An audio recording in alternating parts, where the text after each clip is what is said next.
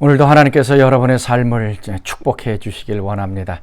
여러분의 기도를 응답해 주시고 또 마음속에 품고 계획하는 모든 것들이 아름답게 이루어지는 오늘 하루 되시길 바랍니다.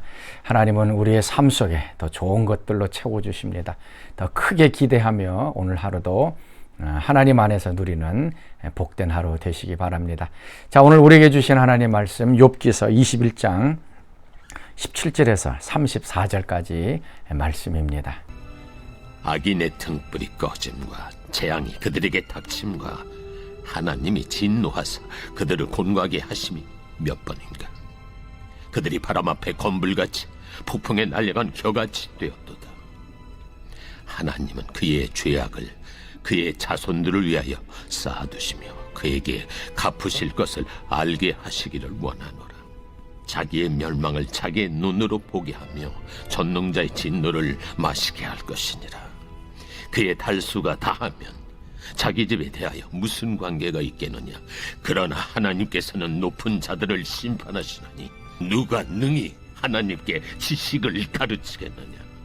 어떤 사람은 죽도록 기운이 충실하여 안전하며 평안하고 그의 그릇에는 젖이 가득하며 그의 골선이 윤택하고 어떤 사람은 마음의 고통을 품고 죽음으로 행복을 맛보지 못하는도다.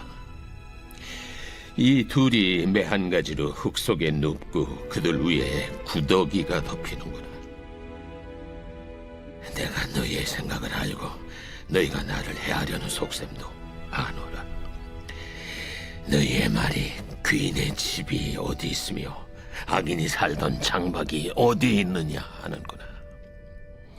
너희가 길 가는 사람들에게 묻지 아니하였느냐.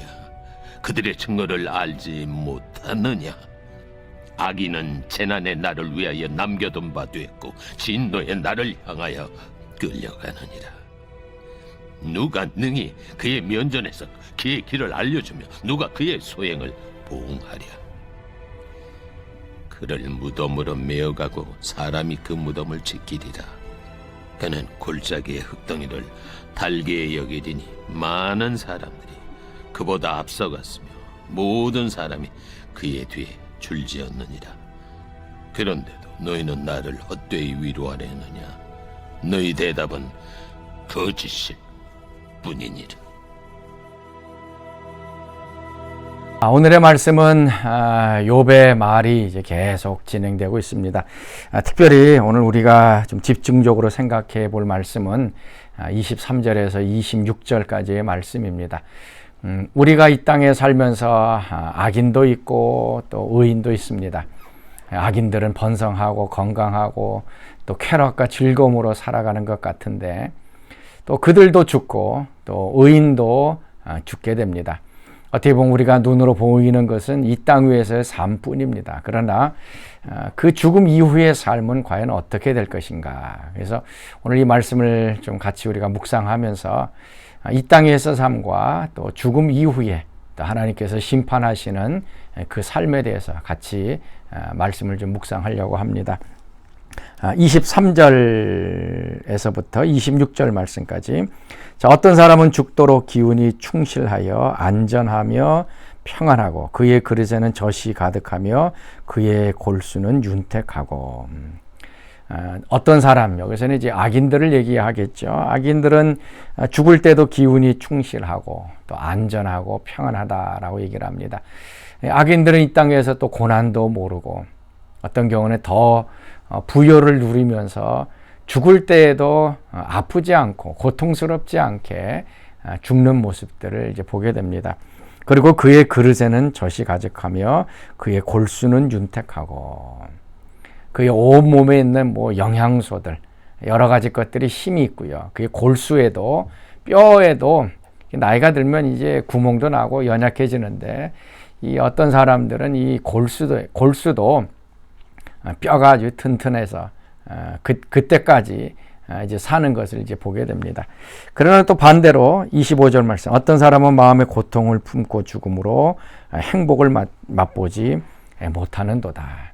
어떤 사람들은 건강하게 즐겁게 살다가 죽지만 또 어떤 사람들은 평생 동안 또 고생하면서 괴로움을 맛보고 죽는다. 그래서 행복을 맛보지 못하고 죽는 그런 사람도 있다는 것입니다. 참 어떻게 보면 인생이 불공평한 것 같기도 합니다. 어떤 사람들은 부여와 평강과 즐거움을 누리다가 죽고, 또 어떤 사람들은 고통 가운데 즐거움이 뭔지도 모르고 살다가 고생만 하다가 죽는 그런 사람도 있습니다. 그런데 26절 말씀에 이 둘이 매 한 가지로 흙 속에 눕고 그들 위에 구더기가 덮이는구나. 근데 참 재미난 사실은 이 두 종류의 사람들이 매 한 가지로 흙 속에 눕는다.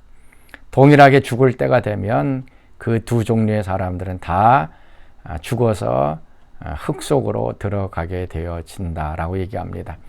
이 땅 위에서의 삶이 어떠하든지 상관없이 하나님께서 때가 정해지면 그들은 다 죽음을 맛보게 된다.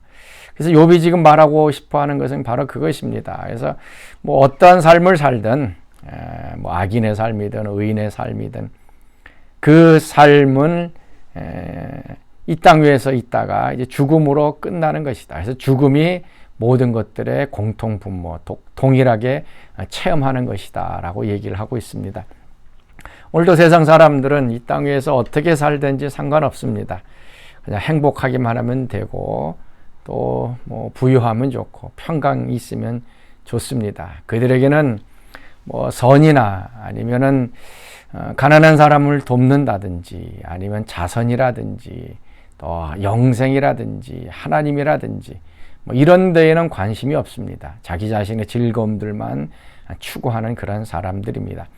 그런데 우리가 이 세상에서의 삶뿐만 아니라 죽으면 모든 것이 끝나는 것이 아니라 죽음 이후에 우리는 반드시 하나님의 심판대 앞에 서게 되어집니다. 부자와 나사로의 이야기가 바로 이것을 얘기해 주고 있습니다. 부자는 이 땅 위에서 부유한 것들을 다 누렸습니다. 날마다 잔치를 하고 즐거움 가운데 살았습니다. 그래서 부자도 죽었습니다. 거지 나사로는 어떻습니까? 병으로 앓아서 누웠습니다. 먹을 것이 없어서 부자의 집에 가서 부스러기를 먹으면서 살아왔습니다.